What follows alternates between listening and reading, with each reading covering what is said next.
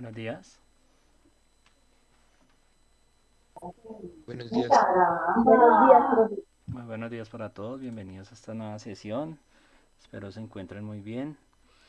Voy a saludar acá. A ver, tenemos 7 participantes en este momento. A Daniel Iván Kemba Motavita, a Daniel Pérez Ruiz, a José Yara, a Julián Rivera, a Santiago Mendoza y a Charit Avellaneda.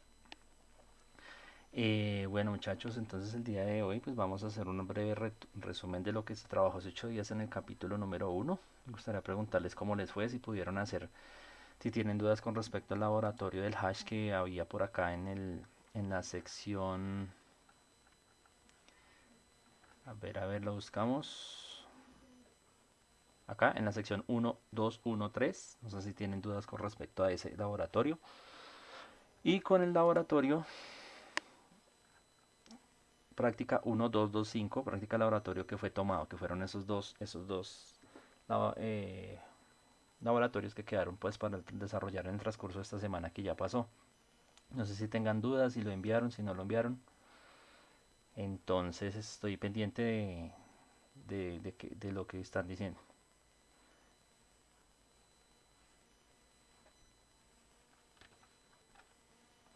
¿Si lo hicieron o no lo hicieron?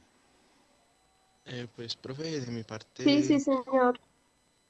de mi parte, pues no va a ser porque estamos como en nivelaciones, entonces he estado como el tiempo como copado, entonces pues ¿Se imagina usted pondrá diciéndole el eso a día. su jefe en una empresa?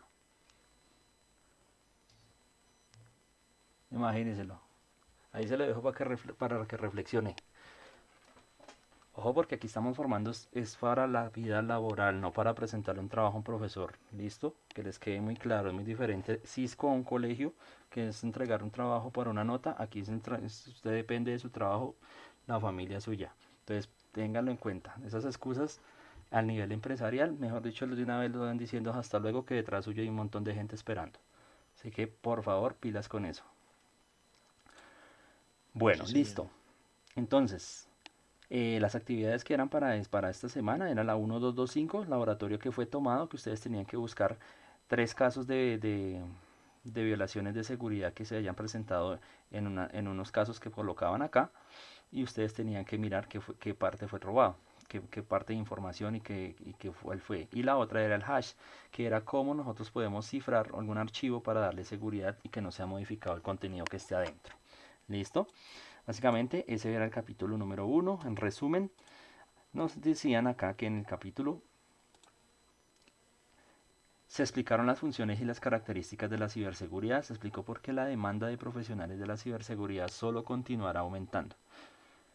En el contenido se explica por qué su identidad y sus datos personales en línea son vulnerables a los delincuentes cibernéticos. Se ofrecen sugerencias sobre cómo puede proteger su identidad y sus datos personales en línea.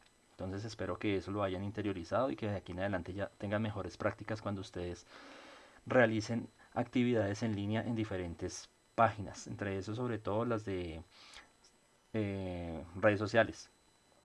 También se analizaron los datos de las organizaciones, cuáles son, dónde están y por qué deben protegerse. Se explicó quiénes son los atacantes cibernéticos y qué es lo que quieren. Entonces hablábamos de los de sombrero blanco, gris y negro. Los profesionales de ciberseguridad deben tener las mismas habilidades que los atacantes cibernéticos. Los profesionales de la ciberseguridad deben trabajar dentro de los parámetros de la ley local, nacional e internacional. O sea que se deben acoger según la normatividad que el gobierno de donde uno se ubique dicte para manejar los datos y la seguridad a nivel de informática. Dice que también que los profesionales de ciberseguridad también deben usar sus habilidades con ética.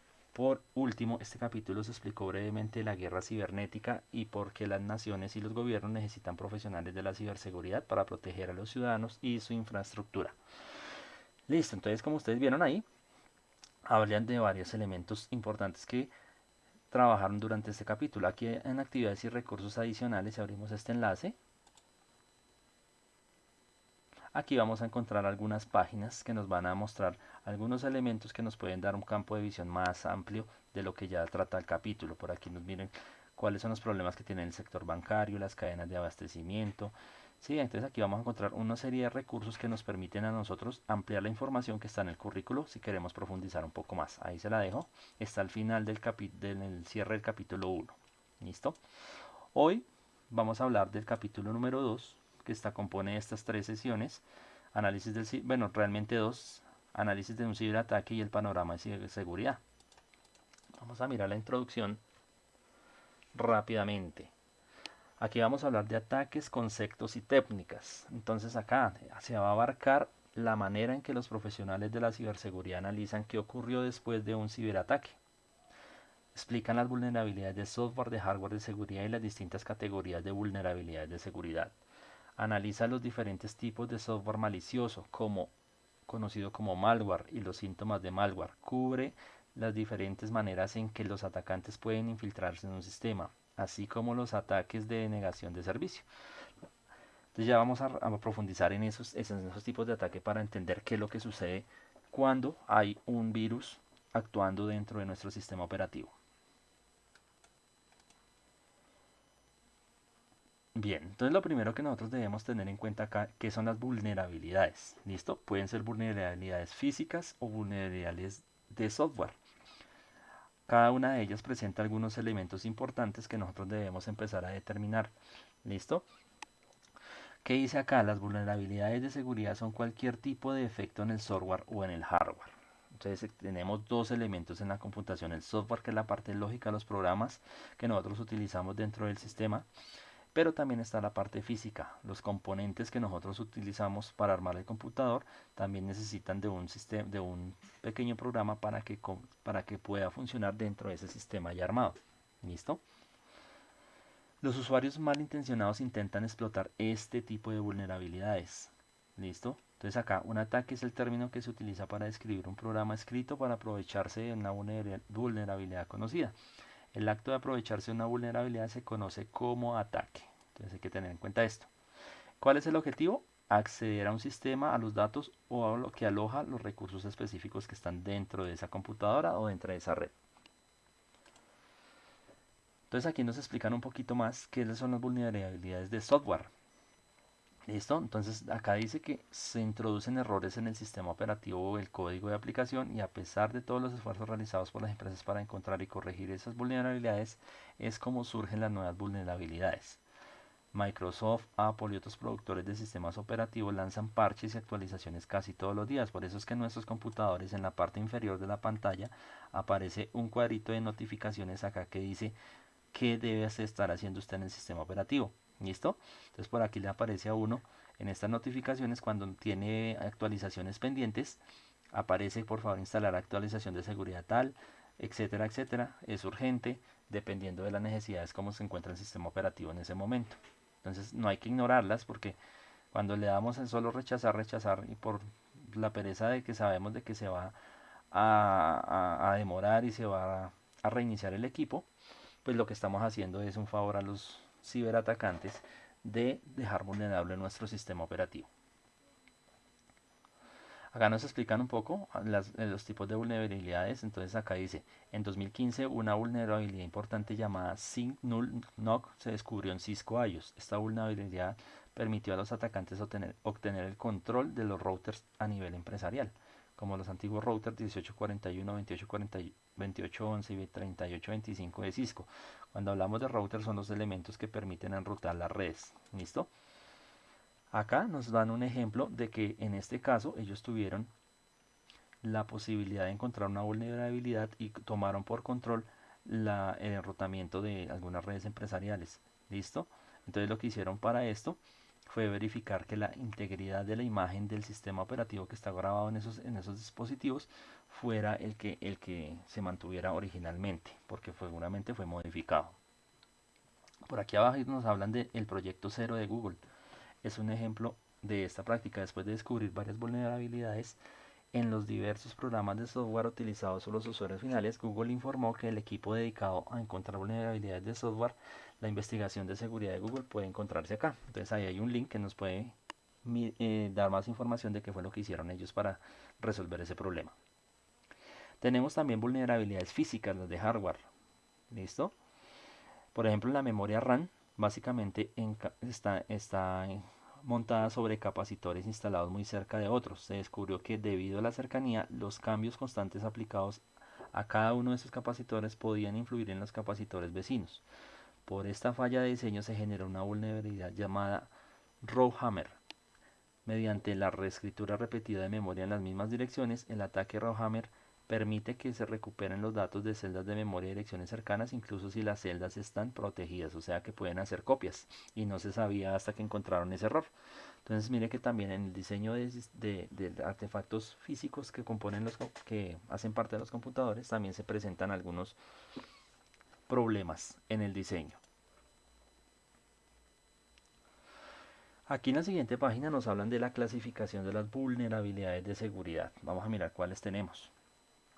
Entonces tenemos acá enumeradas algunas. Tenemos el desbordamiento de buffer, la entrada no válida, condiciones de carrera, debilidades en las prácticas de seguridad, problemas de control de acceso. Tenemos, cada una de estas tiene una función específica. Entonces la primera dice que ocurre cuando los datos se escriben más allá de los límites del buffer. Y los buffers son áreas de memoria asignadas en una aplicación. ¿Listo? O sea que cuando yo abro Word, Excel, PowerPoint, Internet, ellos tienen un espacio específico dentro de la memoria.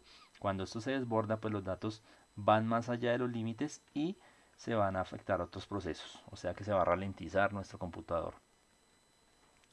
Esto puede llevar a un bloqueo del sistema, comprometer los datos, ocasionar el escalamiento de privilegios, etc. O sea que va a haber problemas con el sistema.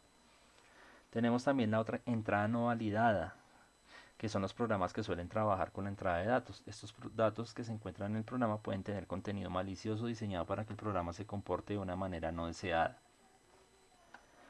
Tenemos acá las condiciones de carrera, que sucede cuando el resultado de un evento depende del resultado ordenados o temporizados. Una condición de carrera se convierte en una fuente de vulnerabilidad cuando los eventos ordenados o temporizados requeridos no se producen en el orden correcto o en el tiempo adecuado. O sea, una alteración en el proceso y los pasos de funcionamiento. Debilidades en las prácticas de seguridad. Los sistemas y los datos confidenciales pueden protegerse con técnicas tales como autenticación, autorización y encriptación. Los desarrolladores no deben intentar crear sus propios algoritmos de seguridad porque es probable que introduzcan vulnerabilidades. Se recomienda encarecidamente que los desarrolladores utilicen las bibliotecas de seguridad que ya están creadas y aprobadas y verificadas por cada una de las empresas que las utilizan. ¿Listo? Y también tenemos control de acceso.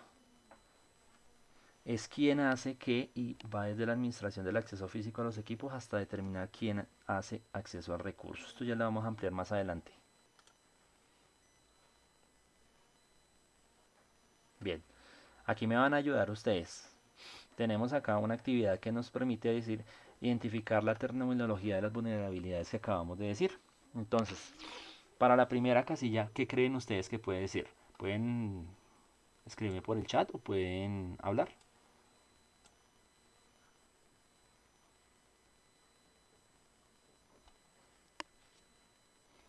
Entonces, la primera casilla que están viendo ahí, ¿qué opinan? Desbordamiento del buffer. Datos que entran al programa con contenido malicioso diseñado para que éste se comporte de manera no deseada. Listo, por aquí dijeron desbordamiento de buffer. Listo, vamos a verificar. No lo es.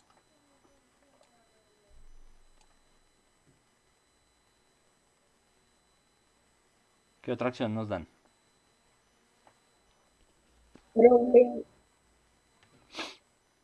Problemas de control de acceso. Problemas de control de acceso. Tampoco lo era. Debilidad en las prácticas de seguridad. Tampoco. Entrada no validada.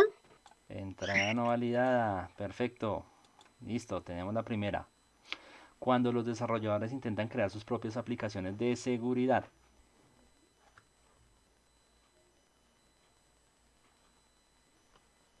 ¿Cuál consideran que es? La que dije antes, ¿Cuál debilidad? sí, esa. Listo, perfecto. La tercera, cuando el resultado de un evento depende de los resultados ordenados o temporizados. Problemas de control de acceso. Vamos a verificar. No. Condiciones de carrera. Muy bien, condiciones de carrera. La cuarta, cuando una aplicación maliciosa accede a la memoria asignada a otros procesos. Problemas de control de acceso. Acceso. ¿Cómo dijeron? Problemas de ¿Problemas? control. No lo es. Por lo tanto, pues nos queda solo esta acción que es desbordamiento de buffer y por defecto pues la última será esta. ¿Listo? Entonces mire que acá en los conceptos que nos muestran estas actividades ayudan a afianzar lo que estamos viendo anteriormente en el currículo. ¿Listo? Entonces tenemos acá su descripción y el término que le corresponde. Vamos a mirar un poquito ahora los tipos de malware que existen actualmente. Acá en esta imagen nos muestran la infección inicial de un gusano de código rojo y mire cómo se propaga rápido en el tiempo. Empezó así, termina así, algo parecido con lo que estamos viviendo en la pandemia. Es muy similar a un virus. Entonces tenemos aquí malware, acrónimo en inglés malicious software o software malicioso, eso traduce malware. Es cualquier código que pueda utilizarse para robar datos, evitar los controles de acceso, ocasionar daños o comprometer un sistema o a continuación se registran algunos tipos de malware. Entonces vamos a mirar cuáles existen. Tenemos spyware. Este malware está diseñado para rastrear y espiar al usuario. A menudo incluye rastreadores de actividades, recopilación de pulsaciones de teclas o captura de datos. En el intento por superar las medidas de seguridad, el spyware a menudo modifica las configuraciones de seguridad. El spyware con frecuencia se agrupa con el software legítimo o con caballos troyanos. Listo, entonces es un software que busca rastrear qué hace el usuario en su computador para obtener claves de acceso o a la información pues que es confidencial que se maneja ahí. Pues para que vayamos teniendo claro eso. Tenemos el adware, que es la publicidad. ¿Listo? El software de publicidad está diseñado para brindar anuncios automáticamente. El adware a veces se instala con algunas versiones de software. Algunos adware están diseñados para brindar solamente anuncios, pero también hay unos que incluyen spyware. Entonces, el típico ejemplo de las aplicaciones que nosotros descargamos en el celular que son gratuitas. Uno descarga cualquier aplicación que es gratuita y está repleta de anuncios publicitarios. Eso sí, abre uno eso y lo primero que sale son anuncios, anuncios, anuncios, anuncios, anuncios. Y si a veces no desconfiamos de eso, puede que cuando pinchemos en un anuncio de eso se instale algún spyware y está rastreando lo que nosotros hacemos en el dispositivo. ¿Listo? Entonces hay que tener cuidado con ese tipo de aplicaciones. Cuando no sabemos si son confiables es mejor no instalarlas.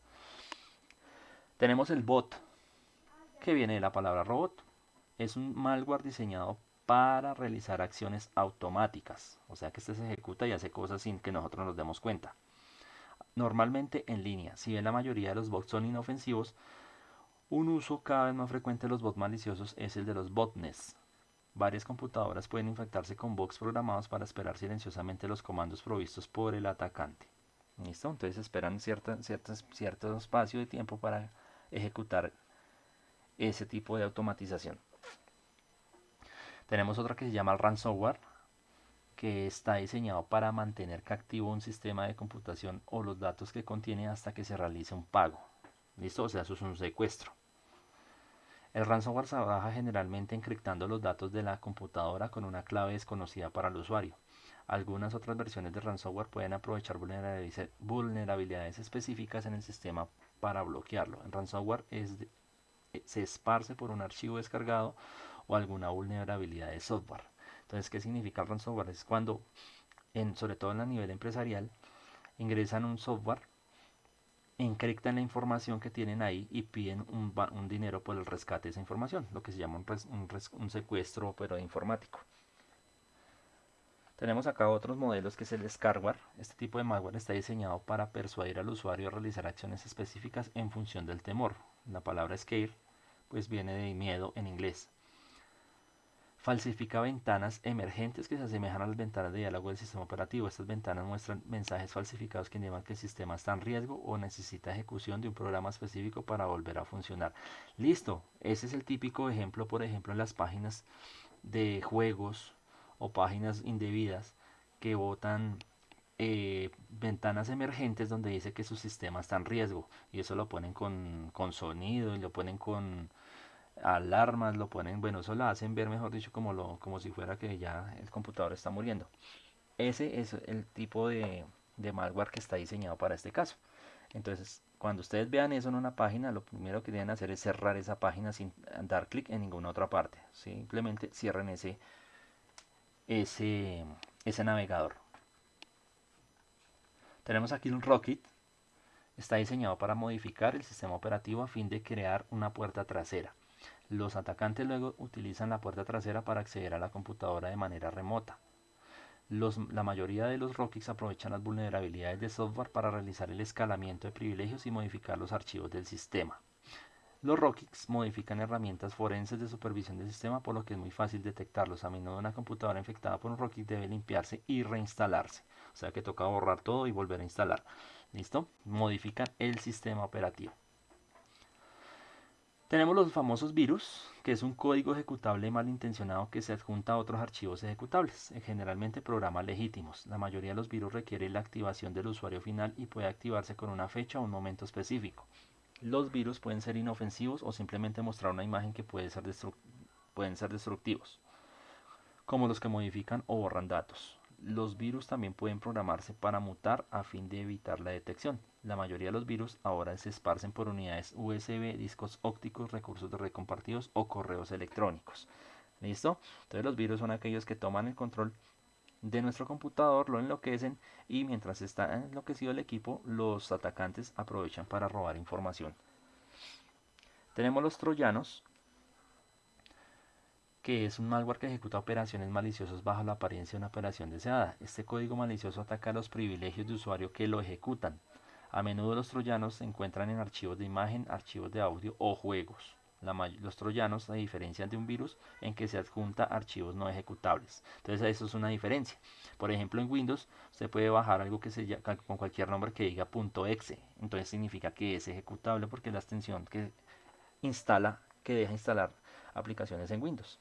Mientras que el troyano, a veces abrimos un documento en Word o cualquier cosa que nos envían, viene adjunto es a una aplicación, a un archivo o a un audio o a un juego. ¿Listo? No es ejecutable como tal. Tenemos los gusanos, que son códigos que se replican mediante la explotación independiente de las vulnerabilidades en la red. Por lo general ralentizan las redes. Mientras que un virus requiere la ejecución de un programa, en el computador los gusanos pueden ejecutarse por sí mismos. A excepción de la infección inicial, ya no requiere la participación del usuario. Una vez el infectado el computador, el gusano puede propagarse rápidamente por la red donde esté conectado. Tenemos acá, bueno, la figura que nos muestran ahí hace referencia a esto. Los gusanos son responsables de algunos de los ataques más devastadores en Internet, como se muestra en la figura 1. En el 2001 el gusano código rojo infectó 658 servidores. En el plazo de 19 horas el gusano infectó a más de 300.000 servidores, como se muestra en la figura 2, que fue la que vimos al comienzo. Hay otro ataque que se llama hombre en el medio. Es el atacante que toma el control de un dispositivo sin el conocimiento del usuario. Con este nivel de acceso, el atacante puede interceptar y capturar información sobre el usuario antes de transmitirla a su destino. Los ataques MIT-M se usan ampliamente para robar información financiera. Existen muchas técnicas y malware para proporcionar capacidades de MIT a los atacantes. Y tenemos hombre en el móvil, pues es lo mismo, pero ahora en los dispositivos móviles. Es un tipo de ataque utilizado para tomar el control del dispositivo móvil. Cuando está infectado puede ordenarse al dispositivo móvil que filtre información confidencial del usuario y la envíe a los atacantes. Un ejemplo del atacante con capacidades de hombre en el medio permite a los atacantes capturar silenciosamente mensajes de texto, verificación de 2 pasos enviados a los usuarios. ¿Listo? Entonces hay que tener cuidado también con las aplicaciones que se descargan en los dispositivos móviles porque no todas son tan limpias como parece. ¿Cuáles son los síntomas cuando tenemos un virus en nuestro computador? Los recursos del computador van a aumentar, por lo tanto nuestra CPU se va a calentar, vamos a escuchar que se pone lento y va a calentarse mucho más. Disminuye la velocidad de la computadora, normalmente eso no es lo que pasa. Se congela, la pantalla queda congelada y no podemos hacer absolutamente nada. Hay una disminución de la velocidad de navegación de la web. Cuando abrimos la web y ya no funciona, no, se queda ahí cargando. Existen problemas que no son explicables en las conexiones de redes porque otros equipos funcionan y el infectado no. Se pueden modificar archivos o eliminarlos. Se pueden ocultar los iconos del escritorio o aparecer cosas que no estaban ahí. ¿Listo? Se ejecutan procesos que no estaban antes descritos. Los programas se cierran solos y se envían correos electrónicos sin el consentimiento del usuario. ¿Cuál es el consejo cuando nos pasa eso? Primero, desconecte el internet de su computador. ¿Listo? Si nosotros desconectamos inmediatamente el internet del computador, le estamos quitando el control al atacante o al virus, porque seguramente están haciendo algo remotamente en el equipo. Entonces lo primero es apagar el internet o desconectar el equipo de internet. Si está bloqueado, no me permite hacer nada, apague entonces el equipo. ¿Listo? Dejarlo totalmente apagado un buen rato, por ahí unas par de horas. Después volver a prenderlo, pero no conectarlo a internet para mirar si ya el equipo responde y de esta manera pues tomar las medidas necesarias que haya lugar dependiendo de el fallo que haya presentado. Listo, viene otra actividad para que me ayuden a resolverla. Entonces pueden levantar otra vez el micrófono y me pueden decir cuál corresponde a cada una de ellas. Tenemos ahí malware diseñado para entrar en acción de manera automática, generalmente en línea. ¿El virus? Dijeron virus. No, el virus no lo hace en línea.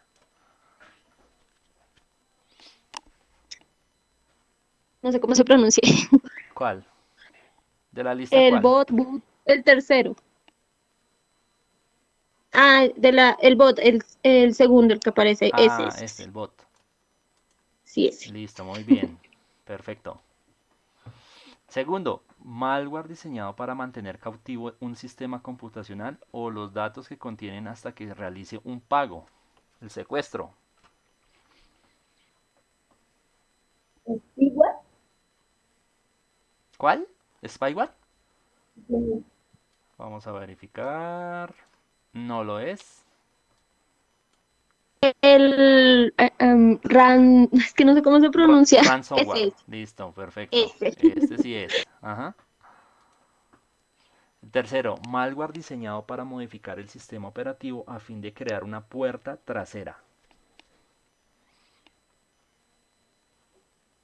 Rootkit. Rootkit dicen por acá, vamos a mirar. Perfecto. Cuarto, generalmente agrupado con software legítimo, este malware está diseñado para realizar un seguimiento de la actividad del usuario. Adware. Adware, vamos a verificar. No es adware. ¿Hardware? Spyware, dijiste. Vamos a verificar. Perfecto. Listo. Quinto, código malicioso que se adjunta a otros archivos ejecutables, generalmente de programas legítimos. Gusano. Vamos a verificar si el gusano no lo es. ¿Troyano? Dijeron troyano, vamos a probar. Tampoco lo es. Virus, Virus, vamos a verificar. Perfecto, muy bien. El siguiente, malware que ejecuta operaciones maliciosas bajo la apariencia de una operación deseada. Ya no. Troyano. Perfecto, muy bien. Agrupado en algunos casos con otro software, este malware está diseñado para mostrar automáticamente anuncios publicitarios.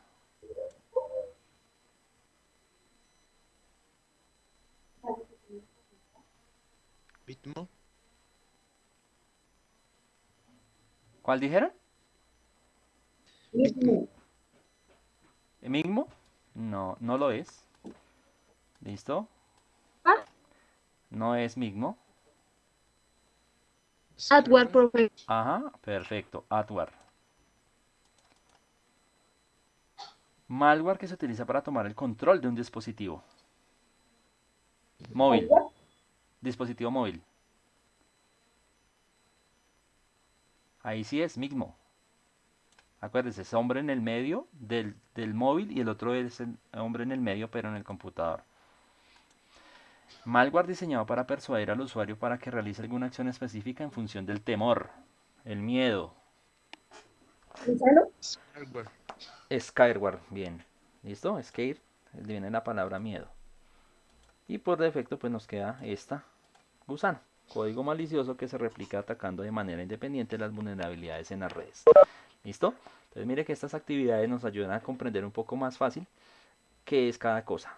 ¿Listo? La recomendación que siempre les hago es que cuando ustedes están haciendo esto, tomen pantallazo y arman como un archivito en Word para que sepan.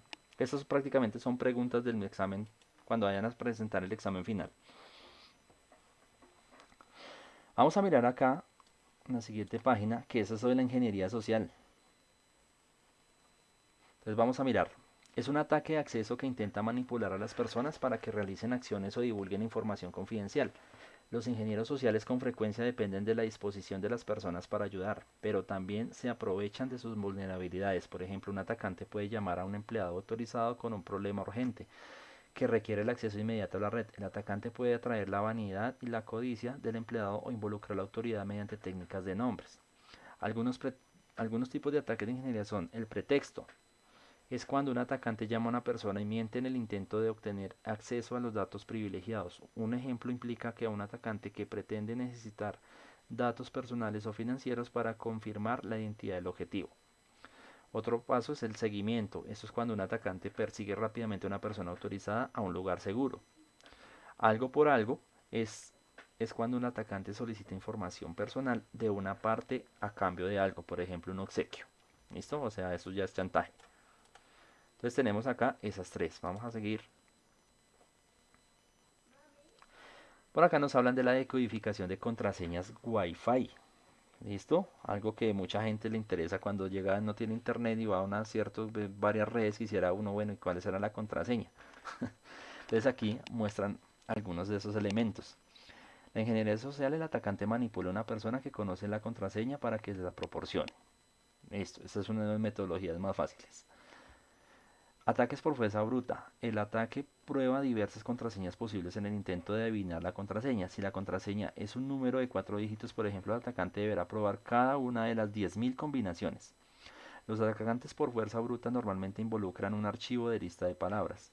En este archivo de texto que contiene una lista de palabras tomadas del diccionario.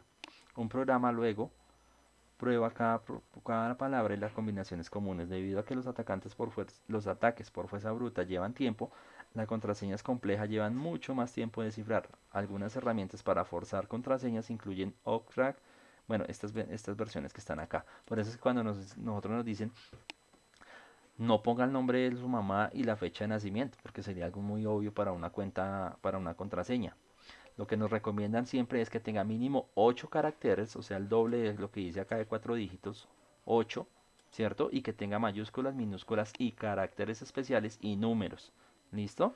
Por ejemplo, para dar un ejemplo, si yo me llamo Jaime, yo podría poner la J mayúscula en vez de la A un 4, en vez de la I un 1, dejo la M o puede ser una W y en vez de la E un 3. Ahí estoy haciendo la contraseña mucho más compleja. ¿Listo? Y al final puede ser un asterisco, una arroba, o puede ser en vez de la A que sigue después de la J, puede ser una arroba ahí. Entonces son formas de generar claves seguras, ¿listo? Que no son tan fáciles de encontrar y que tomaría mucho tiempo si alguien se pone en esa tarea. Monitoreo de red. Mediante la escucha y la captura de paquetes enviados por la red, un atacante puede descubrir la contraseña. Si la contraseña se envía sin cifrar, o sea, tal cual como nosotros la conocemos, esta se la van a encontrar. Si la contraseña está cifrada, el atacante puede revelarla mediante una herramienta de decodificación. Tenemos acá otro tema que es la suplantación de identidad. ¿Listo? O sea, cuando alguien se hace pasar por otra persona, está suplantándolo.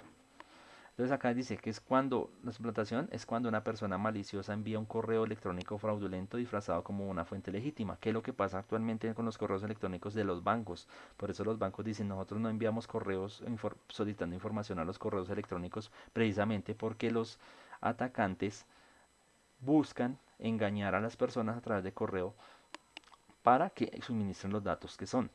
O como está sucediendo hoy en día que mandan mensajes por código, por WhatsApp o por mensajes de texto diciendo que su clave ha sido bueno, bloqueada por seguridad, por favor pique aquí, llene estos datos y se los activamos. Y hay gente que cae en eso y cuando van a ver pues han robado toda su información y la plata. Listo, entonces acá se considera que es un ataque de identidad dirigido, o sea, el objetivo ya está localizado y focalizado. Ahí ya tienen escogido quién es la persona a la cual quieren robar, porque ya tienen una información. ¿Listo? Entonces es importante tener en cuenta eso. Por acá tenemos algunos elementos que nos hablan de aprovechamiento de las vulnerabilidades. Entonces acá nos dan algunos pasos para poder mitigar ese tipo de cosas. Recopilar la información sobre el sistema de destino. Esto puede hacer de muchas formas diferentes, como un escáner de puertos o a través de la ingeniería social. El objetivo es aprender tanto como sea posible acerca de la computadora de destino. O sea que lo primero que hacen es mirar qué equipo es el que toca atacar, porque ahí se sienta, por ejemplo, no sé, el gerente financiero de un banco. Listo, entonces ahí es donde está la información. Entonces hay que tener cuidado con eso. Segundo, parte de la información pertinente aprendida en el paso uno puede ser el sistema operativo, su versión y la lista de los servicios que ejecuta.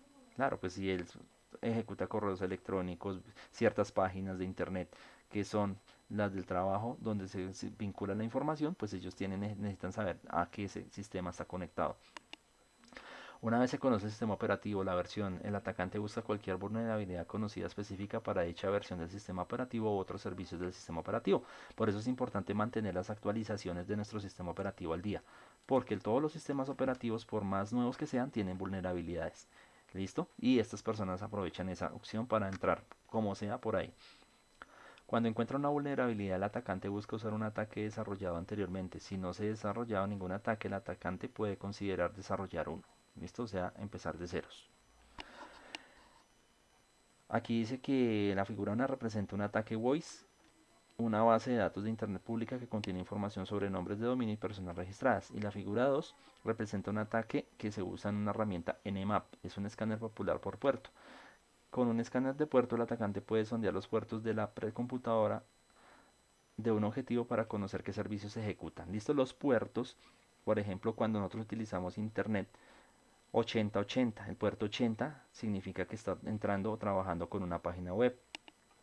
Si es una página más con HTTPS, con el candadito es 443. Si es un correo electrónico, trabaja con el 25 y así sucesivamente de acuerdo a la aplicación que se esté utilizando, tiene un puerto ya predefinido. Entonces por ahí pueden entrar. ¿Listo? Vamos a avanzar. Los ataques de DOS o de negación de servicio es otro de los tipos de ataque que pueden ocurrir. ¿Listo? Ahí hay unas animaciones que las dejo para que ustedes las revisen personalmente, para que entiendan un poco cómo ocurre cada uno de estos. ¿Listo? Que voy a hablar un poquito aquí del tema de DOS y los diferentes tipos de ataque, que me quedan como 15 minutos. Entonces, toca correr un poquito más. Tenemos acá la cantidad abrumadora de tráfico. Esto lo que hace de negación de servicios es aumentar el tráfico de cierta manera para bloquear el tráfico que normalmente ocurre. ¿Listo? Mientras bloquean el tráfico, pues aprovechan a hacer sus fechorías porque la red está saturada. También pueden enviar paquetes maliciosos formateados. Sucede cuando se envía un paquete a un computador y una aplicación y el receptor no puede manejarlo. Por ejemplo, un atacante envía paquetes que contienen errores de las aplicaciones, no pueden identificar, reenvían el paquete incorrectamente. Esto hace que el dispositivo receptor se ejecute más lento o lo bloquean. ¿Listo? Tenemos el mismo DDoS pero distribuido, que es cuando prácticamente hacen que se dirija un ataque a cierta zona. ¿Listo? Se denominan, los hosts infectados se van a denominar zombies aquí. Son los virus o los ataques que desde afuera, acá el atacante, va a lograr entrar. Entonces enviar los archivos dirigidos hasta que saturan acá el servidor y sale de línea. ¿Listo? Tengo una sobrecarga de tráfico, ya no responde a ninguno de los demás. Tenemos otro que se llama el envenenamiento SEO. ¿Qué se llama esto? Los motores de búsqueda como Google funcionan clasificando páginas y presentando resultados relevantes conforme a las consultas de búsqueda de los usuarios. Según la importancia del contenido del sitio web, puede aparecer más arriba o más abajo en la lista de resultados de búsqueda.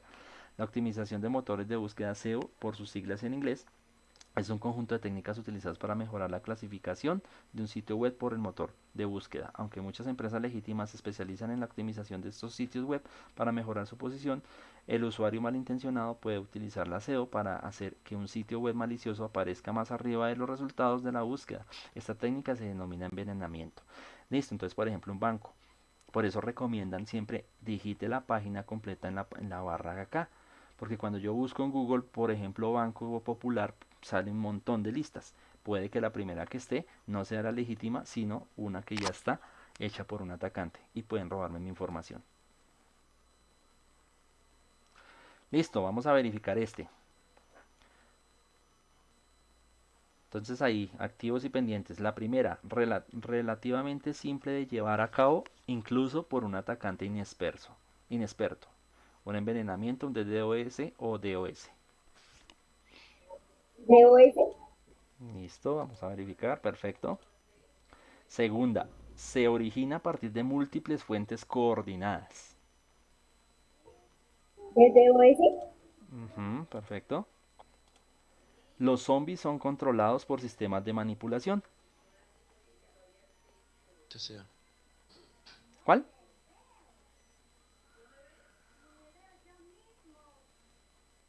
envenenamiento SEO. No. ¿Listo? DDoS también. Distribuido. Ataque de negación de servicio distribuido. Cuando se envía un paquete con formato malicioso a un host o una aplicación y el receptor no puede manejarlo. envenenamiento SEO, Vamos a verificar. No lo es. DOS. DDoS tampoco. Ese es el primero. ¿Listo? Hace que un sitio web malicioso aparezca con mayor relevancia en los resultados de la búsqueda. DDoS, No, eso lo acabamos de ver. Envenenamiento Ese SEO. sí es envenenamiento, ¿listo? Aumenta el tráfico de sitios maliciosos que pueden alojar malware o realizar ingeniería social. DOS. No lo es. DDoS, DDoS tampoco, o sea que por descartes es el último.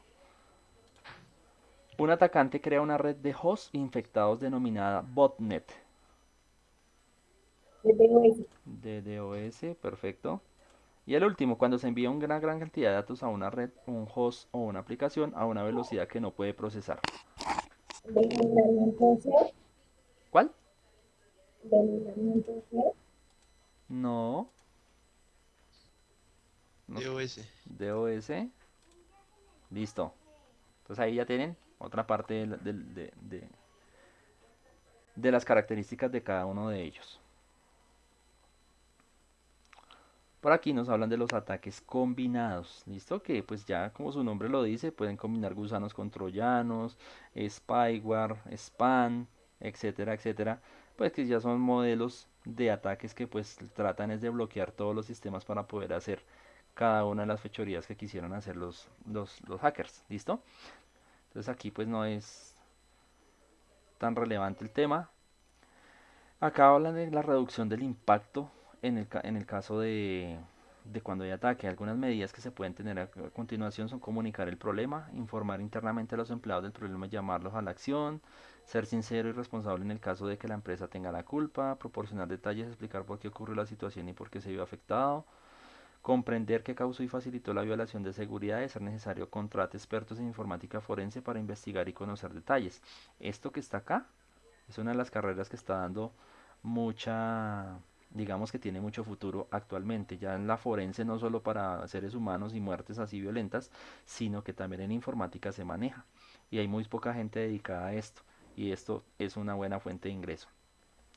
Aplicar lo aprendido de la investigación de informática forense para garantizar que no se produzcan violaciones de seguridad, asegurarse que todos los sistemas estén limpios, que no haya sido instalado puertas traseras y que no haya más comprometido.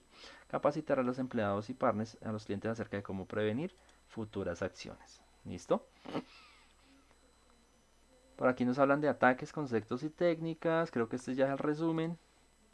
Sí, y ahí terminamos el capítulo número 2. Como se dieron cuenta, en este capítulo no hay laboratorios como tal. Pero sí es importante que ustedes refuercen esos conceptos durante esta semana para que cuando vayan a hacer su evaluación al final, pues puedan tener claro cada uno de los conceptos. De eso preguntan bastante allá. ¿Listo? No sé si tengan preguntas.